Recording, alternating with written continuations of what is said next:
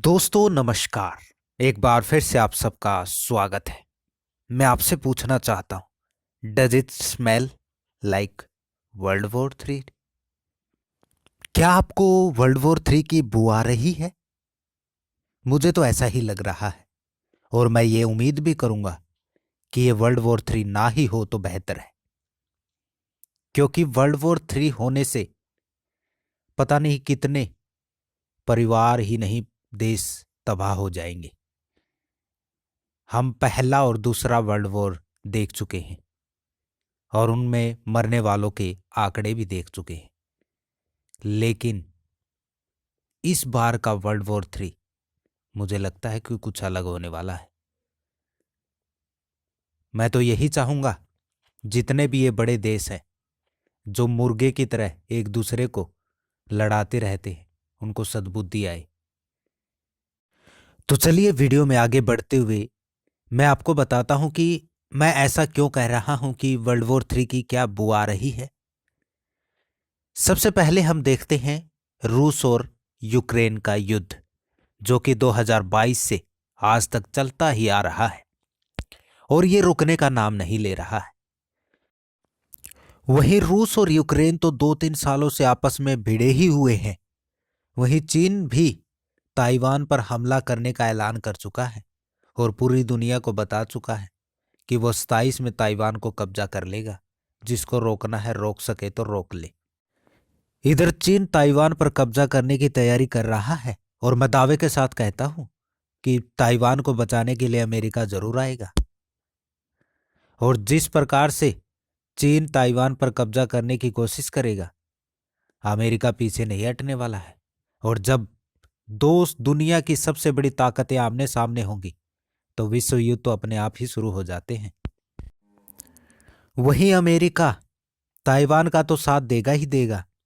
इस समय भी अमेरिका कहीं ना कहीं विश्व युद्ध की बू हमें महसूस करवा रहा है। वो कभी ईरान पर हमला कर रहा है तो कभी वेनेजुएला के राष्ट्रपति को उसी के घर से उठाकर ले आता है। ये सभी हरकतें विश्व युद्ध की तरफ इशारा कर रही हैं। और वही भारत और पाकिस्तान का ट्रेलर तो हम देख ही चुके हैं।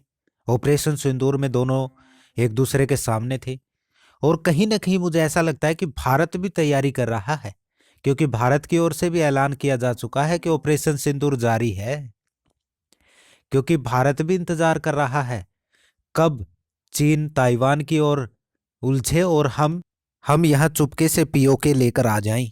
और मैं तो यहां तक कहूंगा कि भारत के पास उस समय गोल्डन अपॉर्चुनिटी होगी जब ताइवान और चीन आपस में होंगे और अमेरिका ताइवान का साथ दे रहा होगा, क्योंकि चीन के लिए अमेरिका का सामना करना आसान नहीं होगा और टू फ्रंट पर वॉर करना भी चीन के लिए आसान नहीं होगा। इसलिए भारत के पास गोल्डन अपॉर्चुनिटी होगी। पीओके को तो कब्जा करना ही है, साथ ही चीन की हिस्से में जो कब्जा भारत की जमीन है, जो अक्साई चीन के नाम से जानी जाती है, उसको भी कब्जा करने का एक गोल्डन अपॉर्चुनिटी होगी। तो भारत इंतजार में है। तो चलिए आगे बढ़ते हैं और इजराइल और फिलिस्तीन की ओर खिसकते हैं। इजराइल और फिलिस्तीन का विवाद तो आप सबको पता ही है। वहीं अमेरिका गाजा पर भी कब्जा करने का ऐलान कर चुका है।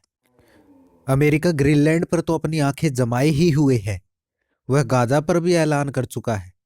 पता नहीं अमेरिका क्या करके मानेगा।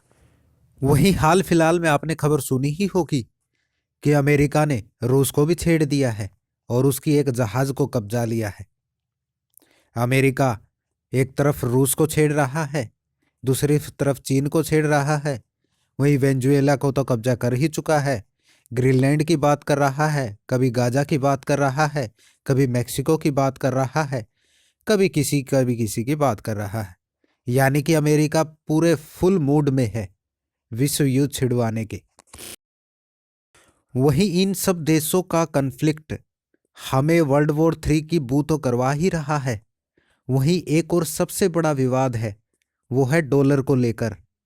अमेरिका को यह डर है कि कहीं डॉलर को समाप्त न कर दिया जाए और सभी देश जो है अपनी अपनी करेंसी में व्यापार ना करने लग जाएं।